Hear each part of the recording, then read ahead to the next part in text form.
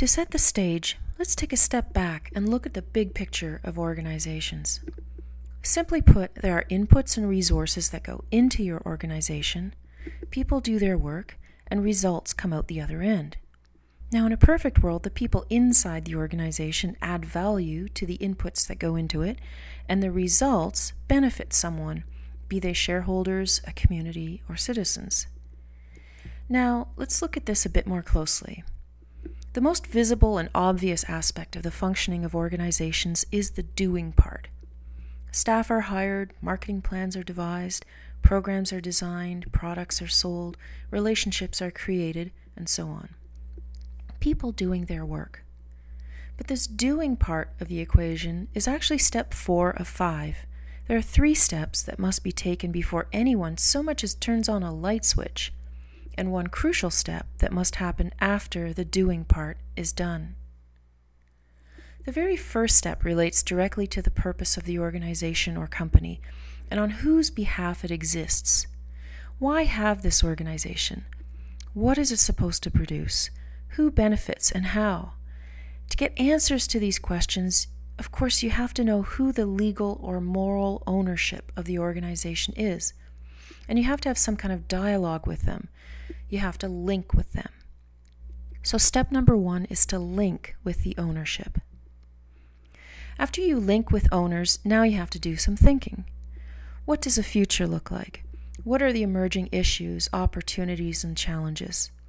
What does research or environmental scanning say about this field? And what other information, beyond that which we received from our owners, do we need to make the best decisions possible? So after we link, we have to think. After linking and thinking, crucial step number 3 has to happen before we get to the doing part. All steps in this process are very important, but step number 3 is particularly key when it comes to solving the problems associated with fuzzy, unclear role syndrome. Step number 3 is to set the criteria for organizational success.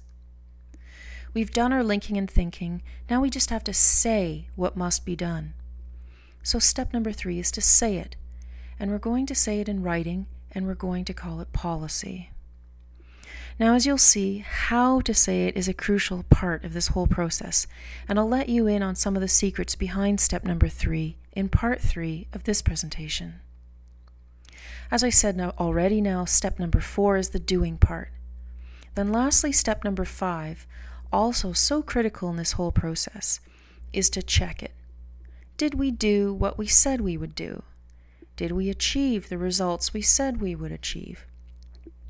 After we check it, the results feed right back to step number 1, where we have our dialogue with the ownership. Now, if we look at who is primarily responsible for each of these 5 steps, note that it is the board that takes charge for step number 1, linking, step 2, thinking, step 3, saying it or setting criteria, and step 5, checking. With, of course, the staff having responsibility for step 4, doing it, with some exceptions I'll cover later. Now, to discover the 5 not-so-secret secrets about obtaining optimum role clarity, achieving full accountability and maximum freedom and productivity in your organization, click on the link for part 3 of this presentation.